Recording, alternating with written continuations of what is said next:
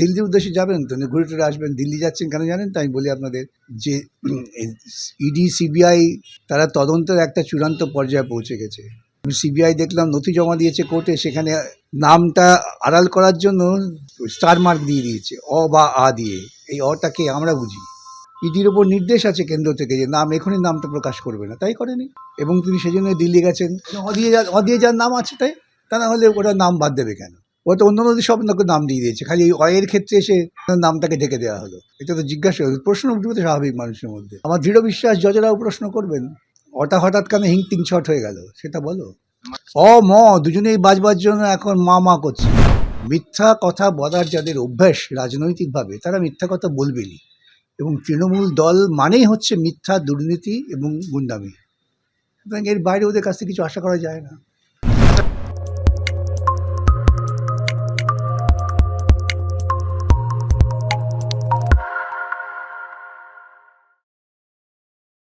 Sir, সিএজির একটি ভয়ঙ্কর তথ্য সামনে এসেছে। প্রায় ১.৯৪ লক্ষ কোটি টাকার হিসাব রাজ্য সরকার এখনো পর্যন্ত দিতে পারেনি। এ বিষয়ে কি বলবেন? এটা নতুন কোনো তথ্য নয়, বহুদিন আগে তথ্য প্রকাশিত হয়েছে। রাজ্য সরকার দিতে পারছে না, সেটা তাদের দুর্বলতা, গোটা প্রশাসনের দুর্বলতা। মুখ্যমন্ত্রীকে বাদই দিন, তিনি তো দুর্নীতিগ্রস্ত, কিন্তু প্রশ্ন উঠছে যে চিফ সেক্রেটারি, ফিনান্স সেক্রেটারি, অন্যান্য দপ্তরের সেক্রেটারি, তারা কি করেছেন? তারাও কি এই দায়িত্বভার থেকে নিজেদের মুক্ত করতে পারবেন? পারবেন না। প্রশ্ন আজকে সেখানে। মূলত তদন্ত শুরু হওয়া উচিত ওই জায়গা থেকে, যে কেন দপ্তরের সচিবেরা তাদের দায়িত্ব পালন করলেন না। কিন্তু কালকে আমরা দেখলাম যে তৃণমূলের কয়েকজন নেতা, ডেরেক ওব্রায়েন, কুণাল ঘোষ এবং কাকলি ঘোষ দস্তিদার, তারা খুব সুকৌশলে সিপিআইএম এর কোর্টে বলটি ঠেলে দিলেন। সিপিআইএম এর আমলের রিপোর্টের কথা তারা বলছেন, তার দায়িত্ব তৃণমূল সরকার নেবে না, এমনটা তারা বললেন। ওরা তো সংবিধানটা আশা করি বোঝেন। এটাতে সাংবিধানিক সরকার, ভোট হবে, ভোট যাবে, এক দল রাজনৈতিক ক্ষমতা আসবে, আরেক দল আসবেন। তারা কি অতীতের সরকারি কাজের দায়িত্ব অস্বীকার করতে পারেন? 2011 নির্বাচনে বামফ্রন্ট সরে যায়, তারপরে ওরা আসে। তখন তো হিসেব সম্পূর্ণ করার মতো সময় আসেনি। এবং সিএজি রিপোর্ট যদি বিশ্লেষণ করেন, দেখবেন যে বাম আমলে 34 বছরের সামগ্রিকভাবে 2003-2004 মাত্র কয়েক লক্ষ কোটি টাকার ওরা বলছে শংসাপত্র পাওয়া যায়নি। সেটা জোগাড় করার দায়িত্ব ছিল তো পরবর্তীকালের সরকারের। তৃণমূল আমলের 2011 এর থেকে এই পর্যন্ত এই ঘটনা ঘটলো কেন? তারা ব্যাখ্যা দিতে পারছেন না কেন? বামাদের তো ব্যাখ্যা দেওয়ার কোনো অসুবিধা ছিল না। সেই সময় তো পাবলিক অ্যাকাউন্টস কমিটির চেয়ারম্যান ছিলেন তৃণমূলের নেতারা। আজকে তো পাবলিক অ্যাকাউন্টস কমিটির চেয়ারম্যান বেনামি তৃণমূল। তো এই পাবলিক অ্যাকাউন্টস কমিটিতে ক্যাগ রিপোর্ট পেশ হয় সাংবিধানিক প্রথা অনুযায়ী। সেই CAG report public accounts committee তারা আলোচনা করেন, চুলচেরা বিশ্লেষণ করেন, তারপর তারা ব্যাখ্যা দেন কম্পট্রোলার অডিটর জেনারেলের কাছে। কম্পট্রোলার অডিটর জেনারেল সেই ব্যাখ্যা গ্রহণ করতে পারেন, ব্যাখ্যা গ্রহণ না করলে বলবেন ভবিষ্যতে এই ধরনের ভুলভ্রান্তি যেন না হয়। কিন্তু কখনো ইতিপূর্বে দুর্নীতির কোনো অভিযোগ আসেনি, আজকে দুর্নীতির অভিযোগ আসছে। যদি ডেরিক ওব্রায়েন বা যারা করেছেন প্রেস কনফারেন্স, তারা যদি বোঝাতে পারতেন যে দুর্নীতির অভিযোগটা এই আমলের নয়, তাহলে আমরা খানিকটা হয়তো ওদের কথার বিশ্বাস রাখতে পারতাম। কিন্তু দুর্নীতির অভিযোগটা হয়েছে এই আমলে, 2011 থেকে আজ পর্যন্ত। কেন দুর্নীতি? একটা হিসেবের গরমিল এক জিনিস, কিন্তু দুর্নীতি হয়েছে টাকা পয়সা নিয়ে, কিন্তু আজকে ব্যাপক তথ্য বেরিয়েছে। আজকে আনন্দবাজার পত্রিকায় যে ব্যাপক তথ্য দিয়েছে, তার কিরা জবাব দেবে? যে মানুষটা নেই তার নামে জব কার্ড 30টা হয়ে গেছে, যার নামে জব কার্ড হয়েছে টাকা গেছে অন্য লোকের অ্যাকাউন্টে, তৃণমূলের সব পঞ্চায়েতের লোকের অ্যাকাউন্টে। যেটা দেখানো হয়েছে এই যে কাজ হয়েছে, সেখানে কোনো কাজই হয়নি। এগুলো কি বাম আমলের নাকি? মিথ্যা কথা বলার যাদের অভ্যাস রাজনৈতিকভাবে, তারা মিথ্যা কথা বলবেনই। এবং তৃণমূল দল মানেই হচ্ছে মিথ্যা, দুর্নীতি এবং গুন্ডামি। সুতরাং এর বাইরে ওদের কাছ থেকে কিছু আশা করা যায় না। স্যার, আপনি পাবলিক অ্যাকাউন্টস কমিটির কথা বললেন।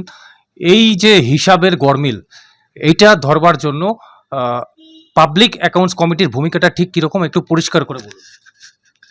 বিধানসভা একটা পাবলিক অ্যাকাউন্টস কমিটি তৈরি করে। সেই পাবলিক অ্যাকাউন্টস কমিটির যিনি চেয়ারম্যান, তিনি হচ্ছেন বিরোধী দলের নেতা।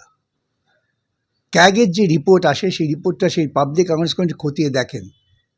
তারা দেখেন যে ক্যাগ যে সমস্ত মন্তব্য করছেন, সেই মন্তব্যগুলো আসলে প্রকৃতপক্ষে প্রশাসনিক দুর্বলতা না দুর্নীতি আছে। যেভাবে ব্যয় হওয়া দরকার, যে খাতে যদি যদি দেখা যায় যে পঞ্চায়েতে সেচের জন্য ব্যয় করা হচ্ছিল 200 কোটি টাকা, পাবলিক অ্যাকাউন্টস কমিটি বললে 200 কোটি টাকা খরচ হয়নি। স্ক্যাগ বললো পাবলিক অ্যাকাউন্টস কমিটি খতিয়ে দেখবে কেন খরচ হলো না, সরকারকে দায়বদ্ধ করবে কেন খরচা করতে পারোনি।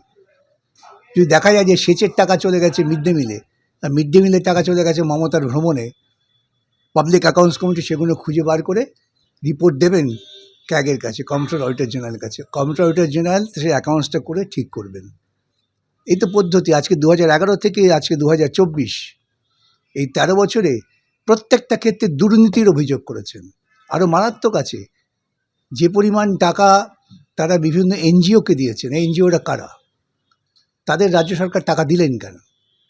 আমাদের অভিযোগে প্রত্যেকটা এনজিও হচ্ছে আরএসএসের, এবং মমতা সরকার পরিকল্পনা করে আরএসএসের এনজিওকে টাকা দিয়ে এ রাজ্যে আরএসএসের প্রভাব বাড়িয়েছেন, এবং সেই এনজিওরাই নির্বাচনে প্রচারে মমতার পক্ষে কাজ করেন, মানুষের কাছে গিয়ে মমতার পক্ষে বিভিন্ন কায়দার প্রচার করেন।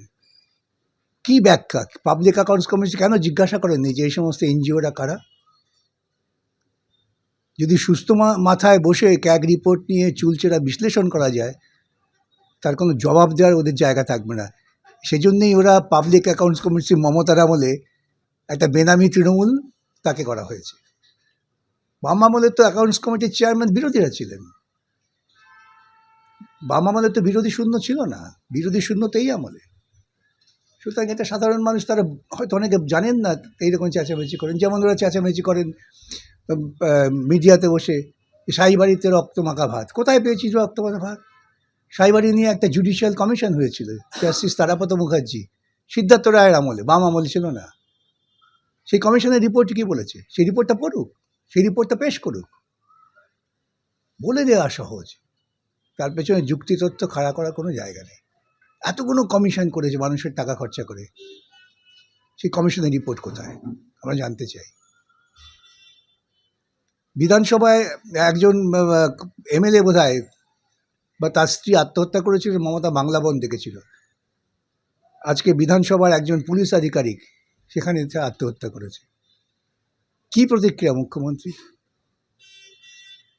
এই সমস্ত ওদের সঙ্গে যুক্তিতে গেলে ওরা কোথাও দাঁড়াতে পারবে না, তেবল তেবল কথা বলে চেঁচামেচি করবে, গালাগালি করবে, বিকাশ বছর এই 27 লক্ষ টাকা নিয়েছে এইসব বলবে।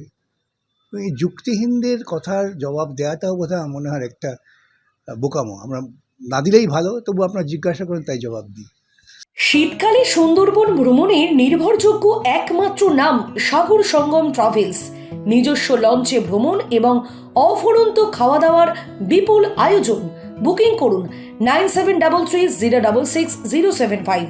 স্যার, আপনি পাবলিক অ্যাকাউন্টস কমিটির কথা বললেন, কিন্তু এই পাবলিক অ্যাকাউন্টস কমিটির শীর্ষে মাথায় যিনি বসে আছেন, তার বিরুদ্ধে ইডির অভিযোগ রয়েছে।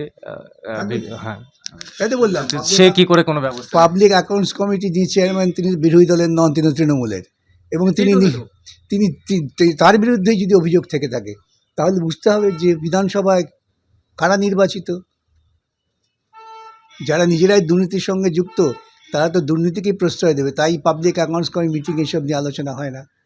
ওরা প্রকাশ্যে পাবলিক অ্যাকাউন্টস কমিটির রিপোর্ট জমা দিতে পারবেন, মানে তাদের মিনিটস, আলোচনার মিনিটস। সে সৎসাহস হবে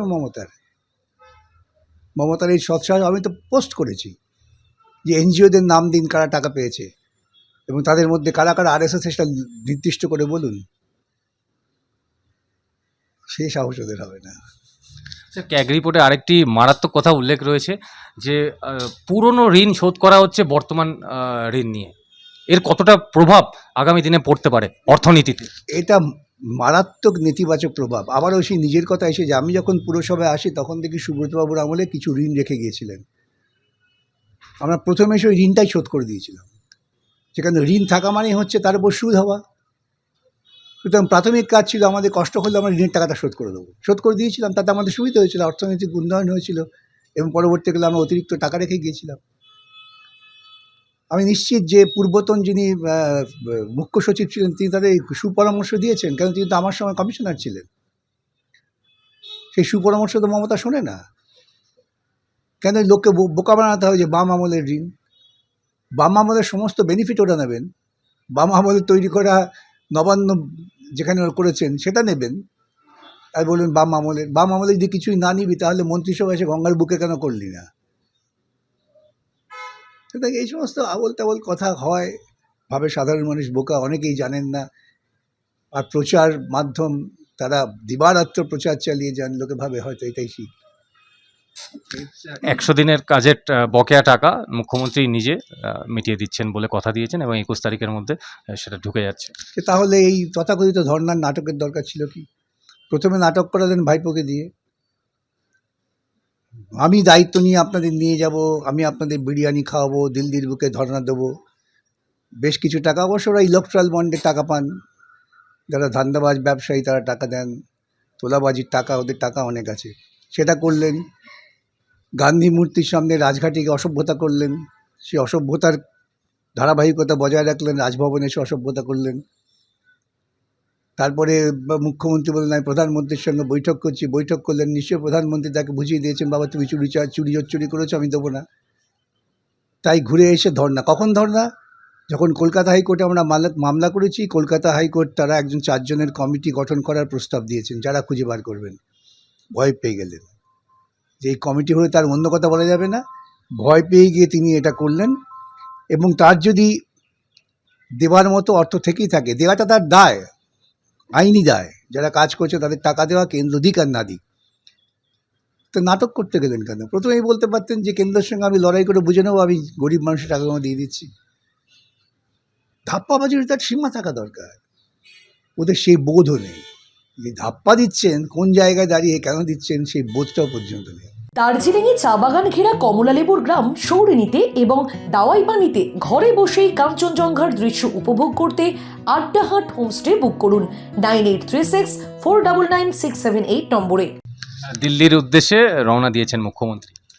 আর দিল্লির উদ্দেশ্যে যাবেন তো, ঘুরে টুরে আসবেন। দিল্লি যাচ্ছেন কেন জানেন তো? আমি বলি আপনাদের যে ইডি সিবিআই তারা তদন্তের একটা চূড়ান্ত পর্যায়ে পৌঁছে গেছে। আমি সিবিআই দেখলাম নথি জমা দিয়েছে কোর্টে, সেখানে নামটা আড়াল করার জন্য স্টার মার্ক দিয়ে দিয়েছে, অ বা আ দিয়ে। এই অটাকে আমরা বুঝি। ইডির ওপর নির্দেশ আছে কেন্দ্র থেকে যে নাম এখনই নামটা প্রকাশ করবে না, তাই করেনি। এবং তিনি সেজন্য দিল্লি গেছেন বাঁচাবার জন্যে। ওটা আপনি বোঝেন, আমাদের দর্শকও হয়তো বুঝে গেল। অ দিয়ে যার নাম আছে তাই, তা না হলে ওটা নাম বাদ দেবে কেন?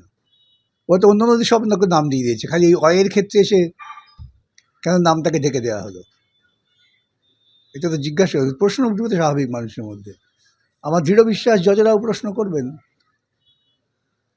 ওটা হঠাৎ কেন হিং তিন ছট হয়ে গেল সেটা বলো। মানে সেই অকে বাঁচাবার জন্যই কি মুখ্যমন্ত্রী দিল্লি যান? দুজনেই বাজবার জন্য এখন মা করছে। অসংখ্য ধন্যবাদ।